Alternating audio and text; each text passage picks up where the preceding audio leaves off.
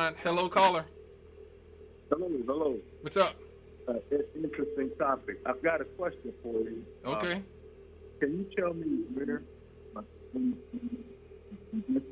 Your phone is acting funny. What's going on? You need to either get closer to your phone or fix your phone. It's coming in and out. Okay, can you hear me now? Oh yes, yes, you're clear now. Okay, can you tell me where Jennifer-Ruth Green lives She in this district? Well, it says that she's in Crown Point. Okay, she's in Crown Point now. Okay. Okay. Okay. What I've noticed is with a lot of candidates like her, when you follow that money back, you run into APAC dollars. Mm-hmm. So the APAC dollars come in and flood that, and that's why you're looking at a big increase, in her raising money in that way. And they're coming into areas like this all over this country. Yeah. And flooding those dollars in order to defeat Democrats. Right. And and you don't have to take my word for it. Right. I know you'll do your due diligence. Oh yeah, yeah. They've even given some Democrats money. People like Bakari Sellers has gotten some money from APAC. APAC is deep in this country, and that's why every president we have, Democrat or Republicans, kiss their behind. Yeah. Yeah. That's so you're I absolutely agree with you in terms of. I would not be surprised. I will definitely look into, now that you brought it up, I'm definitely going to look into whether she's funded by APAC or not. But I would not be surprised if she was. Yes, because those dollars aren't, they're not grassroots dollars like they seem. No, they're not. They're coming in corporate APAC dollars. Mm-hmm. Yeah. I absolutely agree. Thank you for your call. We got another call on the line. Hello, caller. Good evening. Hey, what's up? I've been observing, I should say, that the Republican Party put little or no effort in trying to recruit people into the Republican Party. I mean, what about fiscal conservative? Right. What about less government? We look at the housing projects in Chicago, the housing projects in Gary, and those were created by the government, and as soon as the government decides to get rid of them, those people was put out. So we need to have organizations that will support the people that are in these areas rather than give them some substandard housing that they don't keep up, and then when they get tired of it or don't make the corporate dollars, they kick them out. What about lowering the drug prices? These are the things that the conservatives are supposed to be about. Government's supposed to be protecting the consumer, and they're not doing it because they bought by big business. Both parties are. So where's the Republican Party in this area? Oh, I absolutely agree, because when you think about, they're supposed to be the family values party, and they say that they're now the values of the working class, but stuff that you're talking about is stuff that they're not talking about, like drug prices and housing and things like that. That's how you have strong families. What are they saying about the Fed? I can't think of the name, but the term that are given by doctors and millions of dollars across this country, where families have been destroyed because of the fentanyl products that they've been ingesting, and none of them are going to jail for. No corporate person is going to jail for. But Pookie and Ray Ray, who's on the corner selling the same product, they get 10 and 20 years. Where's the equality and justice in that? Oh, there ain't none, brother. There ain't none. You speaking my language. There is no equality in the prison industrial complex whatsoever. So where's the Republican Party in this area? Where are they? I'm quite sure they have some kind of organization here in Northwest Indiana. And you got this one lady in Crown Point. Well, what are they doing? Where are the candidates? We shouldn't even have just one political party in the council. We should have Republicans and Democrats. Why don't we have any Republicans running in that? It's supposed to be a two-party system. Right. I absolutely agree. I agree with you 100%. Well, that's all I have to say. It's all good. Thank you for your call, brother. Thank you for your call. And he is right. It's one of those things where, and it started a lot under Trump as well, where you got a lot of people who are sort of Trump Republicans, not necessarily your traditional Reagan, Bush, neocon, neoliberal conservatives who have just sort of, they seek to poke holes in the Democratic Party and their policies and platforms or lack thereof, but they don't offer the solutions on their own. Okay, now I did support that Donald Trump had the First Step Act. Now that I said, okay, good. You know, if he's gonna hit Joe Biden on mass incarceration, then yes, then you should have, or you should be making a big deal out of letting people like Alice Johnson out of prison. Great, that was a good thing to do, and I came here on this station and said that's a good thing he's letting her out of jail, and he let some other people out of jail who were victims of the system of mass incarceration and the war on drugs. But most Republicans have always been drug warriors, just like Joe Biden was, which is why I don't consider Joe Biden a member of the left. You know, I consider him a conservative liberal. I don't consider him a leftist, that's for certain, because I ain't never met no leftist support the war on drugs and the prison industrial complex. Okay? So, but Donald Trump, as soon as Black Lives Matter starts to protest him, he sort of reverts to Richard Nixon mode. When the looting starts, the shooting starts, and we're going to have law and order, and we're going to put everybody in jail, and we're going to have the police beating everybody and locking everybody up. I mean, that's what the Republicans usually always end up back at. We're going to lock everybody up. And you can't criticize Joe Biden for being the father of mass incarceration when he was working with not Richard Nixon, he was working with Ronald Reagan on the war on drugs, and George H.W. Bush. They were all simpatico on it. So this has been an issue that the left, or should I say the liberals and the conservatives, have both been a part of. But as for black people as relations to the Republican Party, yes, our first caller called and said, you know, a lot black people used to be Republicans. Yeah, that is true. Yes, in the 19th century, I'm reading a book now called From Here to Eternity by Sandy Darity. I'm sorry, From Here to Equality. I'm sorry, From Here to Equality by the professor Sandy Darity from the University of North Carolina Press. And it's really about making the case for reparations for African American people. I suggest everybody reads this book, goes out and gets this book, From Here to Equality by William Darity, better known as Sandy Darity, and Kristen Mullen. And they talk about basically the old Republican Party for much of the book, Lincoln's Republican Party, and how a lot of white Republicans were slaughtered, massacred during Reconstruction, themselves slaughtered during Reconstruction, defending Reconstruction and defending black people in some instances.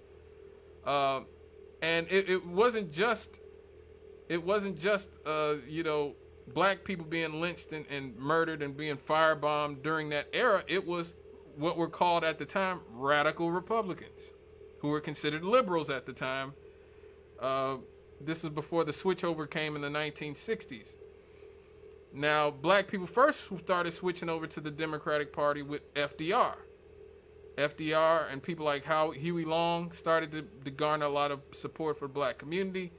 When a lot of us started coming up north during the New Deal era, a lot of black people did get, you know, a lot of public works jobs. And to this day, who has the highest percentage of public municipal jobs? Black people. We do. You know, we still have the highest level of employment from the federal government. We work disproportionately for the city, states. I mean, it seemed like every other person in the city of Gary works for the city of Gary. And so there will always be a certain level of you know, support for that, as long as that is the case. But definitely, I wanted to ask Rev, now you see where Jennifer-Ruth Green is coming from, right? you see where Jennifer-Ruth Green is coming from, and do you think? Well, let me just say this. I personally think Jennifer-Ruth Green. I don't know if she will win the election in November, but I do think that it is possible that she will be the beneficiary of the sort of post-Trump bounce of the Republican Party. That she will be somebody who maybe not this time, but maybe the next time is able to sort of legitimately put herself in a position to win the first district here in the state of Indiana. Like I said, something no Republican has done in 9 decades. So, like, I agree. You know, it's. Do you think she has a chance, Jennifer-Ruth Green? Well, I don't think that money guarantees anything. If she comes out here and really campaigns, sure, she's got a chance. But yeah, I wouldn't be, planning to move on to the, to any sort of. I wouldn't make any. I'll put it this way: I wouldn't be planning on what she's going to do after she gets elected just yet. Right. And Rev, like, you're a conservative now. A lot of black people don't think that black people can be conservatives. Mm-hmm. A lot of black people think that if you're automatically an Uncle Tom or something. What made you make that switch over? And what do you say to people who think that like it's inherently anti-black? Well, first of all, I made that decision by the time of my first election. That was during the Carter-Reagan presidential elections. I looked at what life was like for people in the military at that time, and it didn't seem that the Carter administration was going to be as helpful. So my concerns were pocketbook concerns. I think that in terms of voting for conservative, I think we are largely conservative people. Culturally, yeah, Culturally. I agree with that. I think the one problem that the Republican Party has is it has lost its moorings in terms of values. It's more concerned with winning than on governing. Right. And then, you have to. It's like that line from Hamilton. If you stand for nothing, what will you fall for? Anything. Yeah. Right. I absolutely agree with that. I think from the standpoint of which party better represents our core values, I don't think the Democratic Party can make that claim anymore. I don't think we are a group of people that I don't think our values and the Democratic Party's values are on the same page. I agree with that in a lot of ways. Especially for the simple fact that, and to me, the post-Obama thing has sort of annoyed me. That I see a lot of black people contorting themselves to support things that our community didn't historically support because Obama supported it, like the transgender stuff. A lot of the biggest critics of Dave Chappelle are black people, and they're saying essentially, you're just like the KKK if you don't support the idea of a man cutting off his wang and taking hormones and whatnot, and being a woman just like your mom is. And so, like, once you get into that type of territory, historically most black people look at you like you're crazy. But now, because of the way that the sort of post-Obama black consciousness works, we are just in the basket with LGBT people, with white feminists, with illegal immigrants, with anybody, with everybody. We're just another group of oppressed people. And so we have to buy all these other people's arguments, and we have to fight for all these other people's claims in spite of the fact that they have nothing to do with us. And I think that the Republicans under Trump have been the biggest beneficiaries of this. Let me get this caller before we go to a commercial break. Hello, caller. Hello. What's Sorry up? to call back, but the Reverend was so quiet. I didn't know he was there, and I have a question for him. He mentioned that his first election was the election with Carter Reagan, and that was the reason that he I think he's saying that he supported Reagan, and because of his military concerns. I mean, I was in the Air Force at the time. Okay. And we were driving around raggedy trucks, using hand-me-down equipment. You know, the Army would get rid of stuff. You'd get their hand-me-downs. And we wasn't making, I mean, I was getting paid $180 a paycheck. Wow. Okay. And Reagan said he'd give us a raise. He'd get us new, and everything he said he'd do for the military, he did it. Okay. So that was my first year in college, and what happened because of that vote when Reagan won, a lot of the people that I went to college with didn't come back the next semester because all of those funds were cut because of Reagan. So I guess there's two ways to kind of look at that. Yeah. You were looking at it from a military standpoint, and Republicans have always been strong on the military. But as far as black people, at that time, a lot of black people were in schools, and especially in state schools, it was made affordable for them to be there. And Reagan cut all that out and sent all those people home. I didn't really know anybody that was in college at the time. I had a couple of friends that went to college, and they each got their degrees.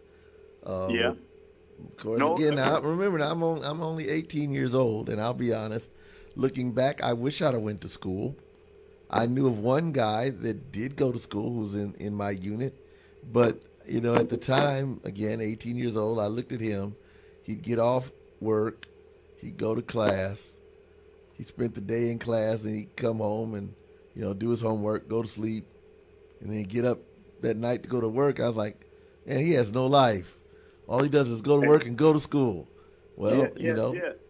And your perspective. Now, I'm not doubting your perspective, because what happened at that time is a lot of those people whose grants, Pell Grants, and all of that kind of stuff was cut, and they couldn't go to college.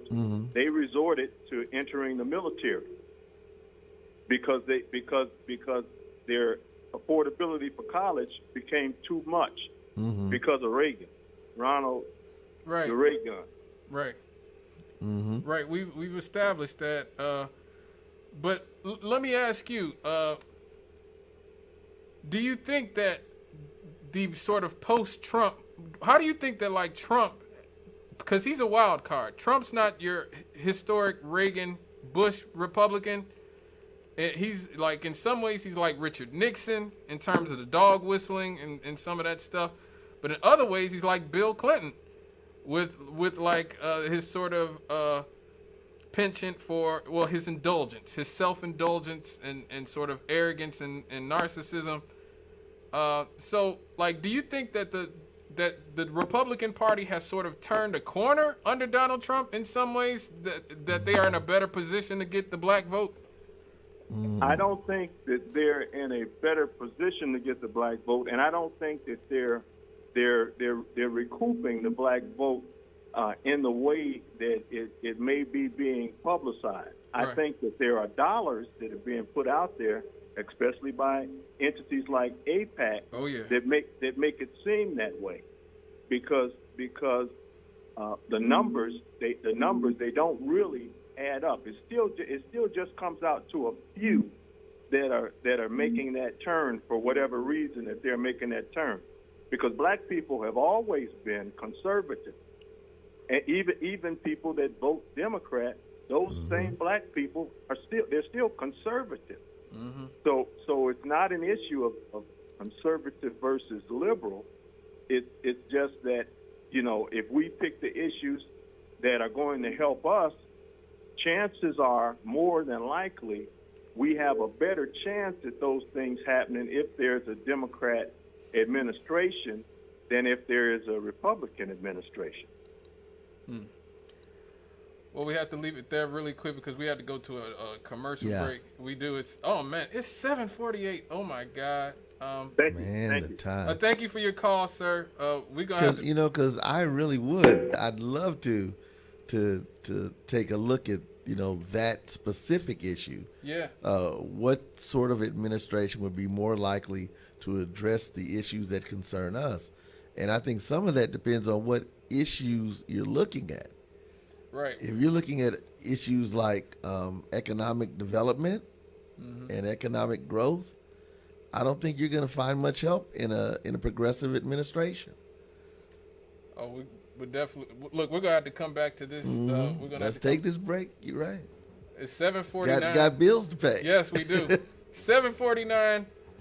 Thank everybody for calling. We'll be right back after this here on WLTH 1370 AM.